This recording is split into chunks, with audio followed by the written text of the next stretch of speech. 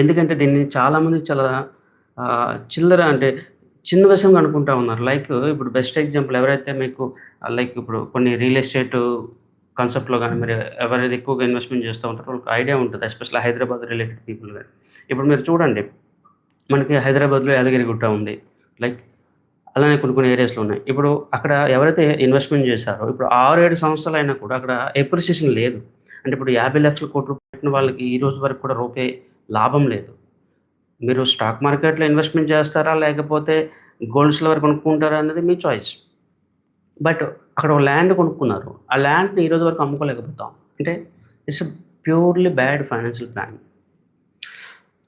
ఎందుకు మాట్లాడుతున్నానంటే చాలామందికి stock market, mutual fund వీటితో కంపేర్ చేసుకుంటే రియల్ ఎస్టేట్ అనేది చాలామందికి ఒక మంచి ఇంట్రెస్ట్ ఉన్న ప్రొడక్ట్. రియల్ ఎస్టేట్‌లో ఎక్కువగా ఎక్స్‌పోజర్ ఎక్కువగా పెడతారు. అంటే